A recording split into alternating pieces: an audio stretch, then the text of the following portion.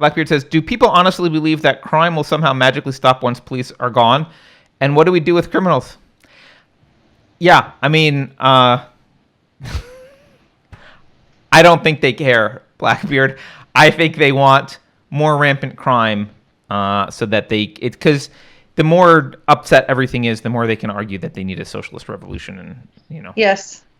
That's what this is all about. This has nothing to do with actually helping the black community. And by the way, this is all about, you'll notice that this is all about money. And it comes down to it, it's all about they want reparations. And they want a Marxist revolution. And this is actually where the Marxism part comes in, like more classically Marxism. So we say Marxism as a more of a metaphor, because Marx is about class struggle and they've made it about race. But there is actually an element of actual Marxism that comes into here, which is what they do is they've combined this tribal racism with Marxism, where what they say is, well, the lower class is synonymous with people of color. Like the poor is synonymous with people of color, and wealthy is synonymous with white.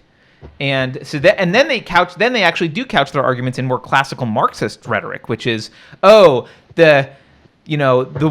oppressed working classes need to revolt against the capitalist oppressors. And by the way, oppressing working classes for them equals black, and oppressors equals white. Yes.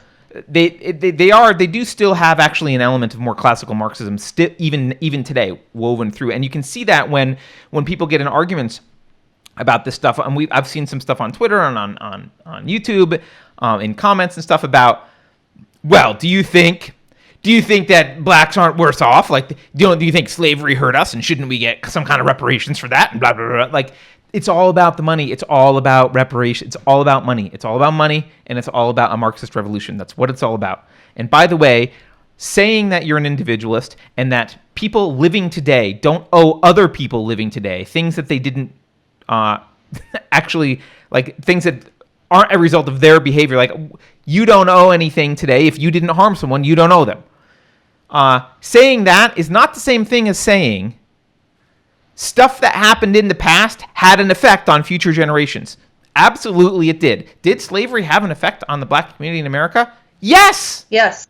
Yeah. One of the major effects is you're here and not in Africa. Another major effect is you had Jim Crow laws. You had like a lot of, you were treated horribly and started off, I say you collectively, I don't mean, it's not, none of you, anyone alive listening to this, it's not you, it's your ancestors. Like, yes, it had a bad effect. It had an effect.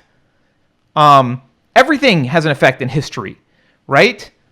Everything's had an effect. So it's not the same as saying that this was a bad thing. If you're proposing that we go back in a time machine and free the slaves and punish the slave owners, I'm all for it. Invent the time machine.